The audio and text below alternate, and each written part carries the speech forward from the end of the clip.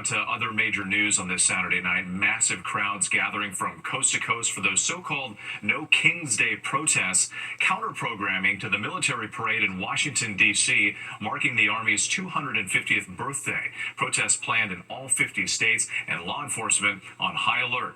ABC's Matt Gutman is in Los Angeles tonight. Tonight, thousands of protests taking place nationwide against the Trump administration's policies and perceived overreach, and to counter-program the president's military parade in Washington. From Atlanta to New York and Durham, North Carolina. From Frisco, Texas and Angola, Indiana in the center of the country to San Diego on the West Coast. Overall, more than 2,000 separate demonstrations of different sizes in all 50 states today, according to the organizers of the so-called No Kings protests, voicing opposition to Trump's agenda. We're advocating for the rights of our immigrant families. I'm a proud American that am not very happy with things that are going on in our country. And today, the president seeming to blink on his immigration crackdown. Today, DHS officials confirming to ABC News, the president told ICE to pause most raids on farms, hotels, and restaurants. Protesters marching right up to the president's doorstep.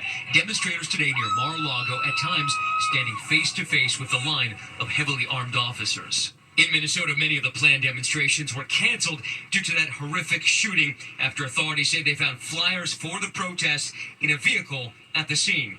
And in Austin, the Texas state capital evacuated after authorities there say they identified a credible threat towards state lawmakers planning to attend the protest.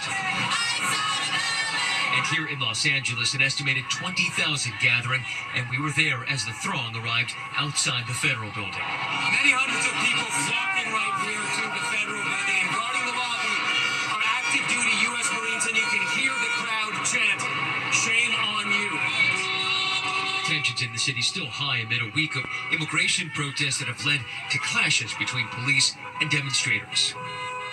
And despite the obvious tension behind me, we've seen tens of thousands of protesters out here in the streets of Los Angeles, and it has been absolutely peaceful. Police have taken a very hands-off approach.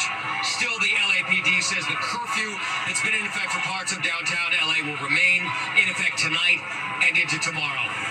Matt Gutman tonight, thank you. Now to that elaborate military parade in Washington, D.C., a celebration of the Army's 250th anniversary, falling on Flag Day and President Trump's 79th birthday. Here's ABC's senior White House correspondent, Selena Wang. Tonight, an unprecedented show of military might as President Trump's massive army parade gets underway. Thousands of soldiers, tanks, and fighter jets rolling through the nation's capital. The official reason for the parade, marking the Army's 250th anniversary. But it also happens to be Flag Day and President Trump's 79th birthday. Thousands braving the stormy forecast to get a glimpse of the festivities. It's a show of force Trump has long wanted after he attended France's annual Bastille Day parade in 2017. Even though parades like this are rare in the U.S. and are fixtures in authoritarian regimes, the Army estimates it will cost taxpayers as much as $45 million. A new AP NORC poll finds Americans divided. 6 in 10 say the parade is not a good use of government funds. $45 million for a parade, for God's sake.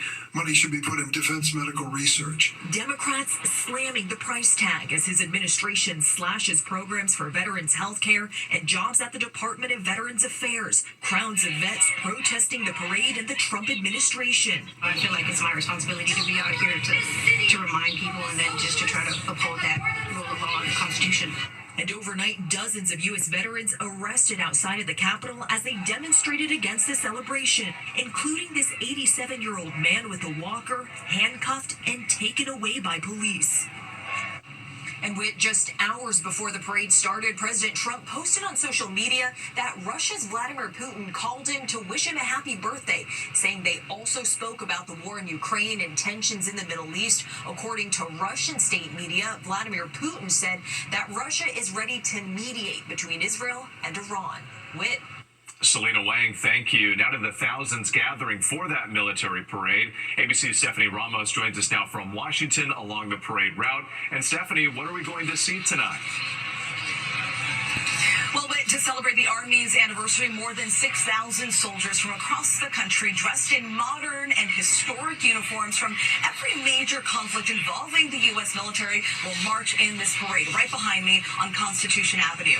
The parade includes more than 24 tanks in the streets of Washington, 28 Stryker combat vehicles, 28 Bradley fighting vehicles, an array of other vehicles, horses, mules, and aircraft. This is the largest display of military might since the end of the Gulf War in 1991. The parade also looking to the future. Those who have recently enlisted or are re-enlisting will stop, turn to the reviewing stand, and will be sworn in by the president himself. Our Stephanie Ramos, who is also an Army major in the reserve. Thank you for your service and for your reporting tonight. And ABC News Live will have special coverage celebrating the Army's 250th, streaming now across multiple platforms.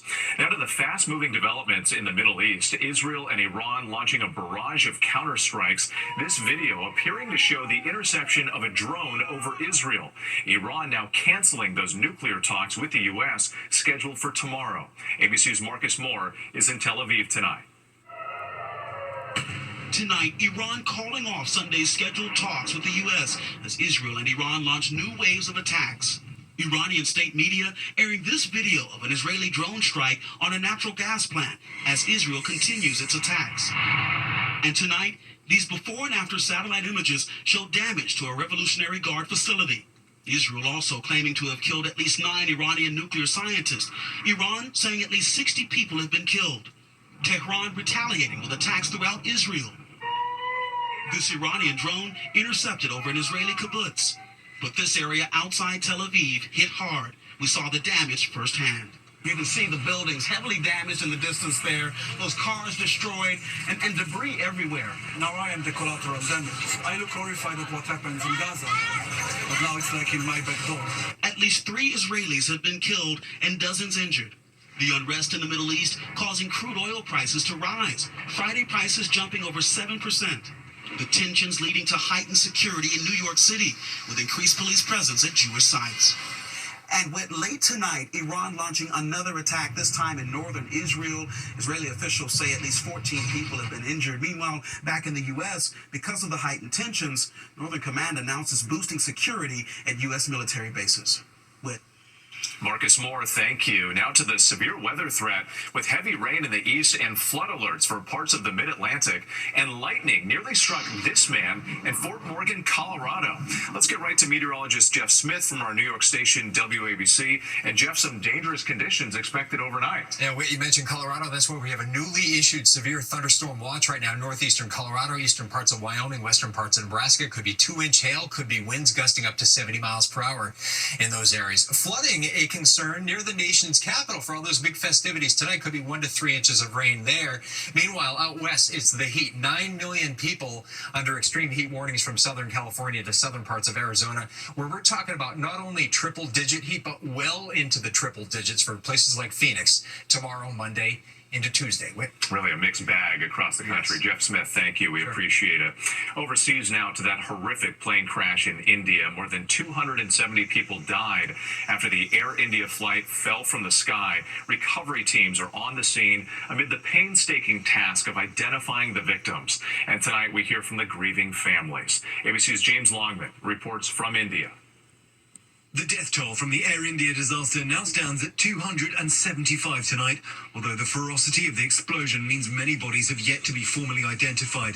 DNA testing is now underway, so remains can be returned to grieving families. Scores on the ground were killed and injured too, like Suresh's wife and son. This gentleman's wife ran a tea store for 40 years right near the medical college. Their son, 15 years old, went to find her. He's been killed and she's in the ICU. This video of his wife, Sita, has gone viral in India. You can see her in the street, desperate for help. Suresh says she ran back into the fire for their son, Akash. It's a picture of him. That's him there.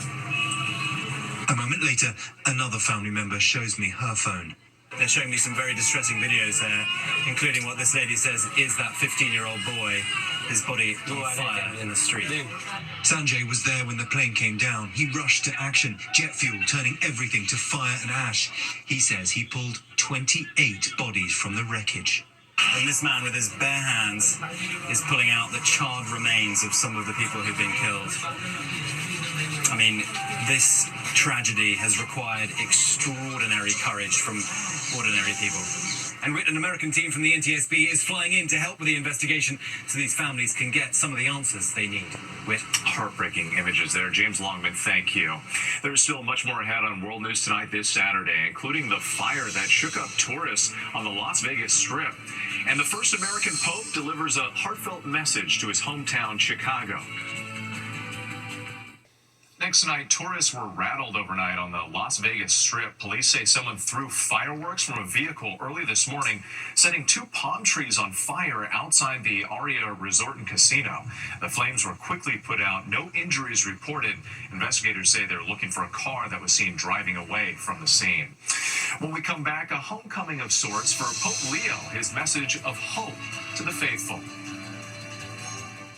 To the Index now, and Pope Leo appeared at his favorite ballpark today. In a recorded address, the Pope spoke to the faithful at the stadium where the Chicago White Sox play. Leo grew up just outside Chicago. He directed his message to those who suffer from depression or sadness, saying, "The love of God is truly healing and brings hope."